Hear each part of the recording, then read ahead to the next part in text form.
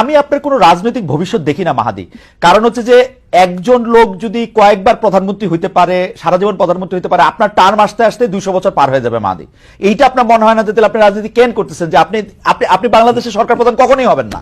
এইটা আপনাকে পীড়া দেয় না? আমরা তো সরকার প্রধান হওয়ার জন্য দল করি না, আমরা সেই দল করি যেটা মানুষের জন্য, দেশের জন্য কাজ করে যাবে, তাই। দেশের মানুষের জনকল্যাণ যেটা হবে, উন্নয়ন যেটা You are a better হবে। দেখুন, বিএনপি একমাত্র রাজনৈতিক দল যারা ক্ষমতার জন্য কখনো লালায়িত ছিল না। Okay. আমরা বিরোধী দলীয়, গৃহপালিত বিরোধী দল হতে পারতাম, এটা আন্ডারস্ট্যান্ডিং এর মাধ্যমে শেখ হাসিনার সাথে সরকারে যেতে পারতাম, জাতীয় ঐক্যমত্যের সরকারের কথা এর আগেও এসেছে।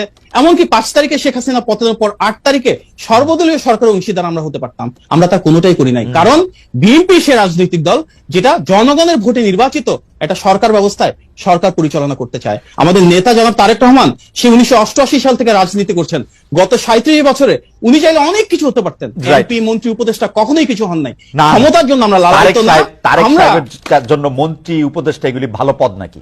এগুলি আমাদের মতো লোকের জন্য ঠিক আছে। তারেক সাহেব এসে তো প্রধানমন্ত্রী হবে না, উনি সেই রাজনীতি চান না। উনি কেন প্রধানমন্ত্রী হবেন? না, শেখ উনি তো এমপি হন নাই হাসিনা এখনো। যদি উনাকে বলতো যে আপনি প্রধানমন্ত্রী হন, তাহলে কিন্তু হইতো মনে হয়।